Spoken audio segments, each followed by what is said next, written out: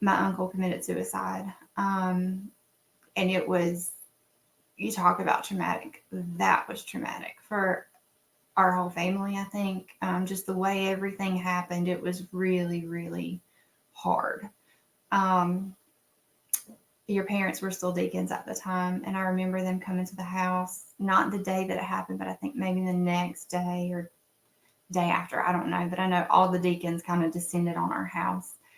And the elder in our church at the time, he was so kind. And at this point, my dad was working for your dad, and so some guys from the shop came too. Um, the question came up, you know, is is he destined? Is his soul destined for hell because he committed suicide? Because that's the thing that we had just always been taught. And the elder at our church at the time, uh, it, I didn't know this about him, but his dad had committed suicide when he was younger. He said, you know, I don't think that that's true. I don't think that people who commit suicide go to hell, because if you're in your right mind, you're not going to kill yourself. Like, that's just how it is. And what kind of God wouldn't have grace on someone with a mental illness? So we were told that it was sin because murder is sin, right? And to murder your own self, you murder yourself, then you can't ask forgiveness. If you can't ask forgiveness, then you can't be forgiven. That was that train. That was how that all was put together. But it was like the way that he put it to us was the mental illness was kind of a buffer for that, I guess, that God would give grace because of the mental illness that caused the suicide. Uh, that was the thing that I struggled with really hard at that point in my life, because how, if you knew my uncle, the most loving man in the world, so much light and just goodness came from him, but he was in a really rough spot. And his mind just got the better of him. I couldn't reconcile a God that could, first of all, allow that to happen, and second of all, then send him to hell. That just didn't make any sense to me. So it was very comforting when this elder came in and said what he said to us. I remember us all just sitting in silence for a good little while and having a good cry. We don't think about the things that we're saying in the moment, typically.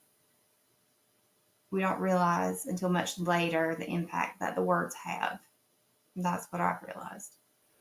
But it sounds like maybe that elder, he had a moment of wisdom and mindfulness, and he realized, you know what? Actually, what I say in this moment is going to impact this whole family for years to come, and how they grieve, or maybe they don't grieve. They shut it down if I say the wrong thing. And so this whole time I've been belly aching about how people don't pay attention to what they're saying to other people that are impressionable, and it messes them up. But I think that's a concrete example of it going the other way. That if you are in your wisest self and you are drawing from your own experiences and you're not focusing on labels or what you're taught, but instead you're coming from your heart. He had personal experience with that situation. So he wasn't coming from a place of judgment or a place of, I was taught 1 + 1 = 2. He was coming from, my daddy died and I had to figure that out for myself. And he had something to offer in that moment. And he actually, through the pain that he experienced and how he worked it out, he was able to show up with wisdom and help y'all so that y'all didn't have to. Maybe he could just lighten your load a little bit that day. Oh yeah, yeah. You're not thinking about it. Yeah, he was very wise and always very intentional with his words. And I want to be like that. I want to be like that. I want to impact people for the better and leave goodness in my wake. If I stir the pot, I want it to be with goodness.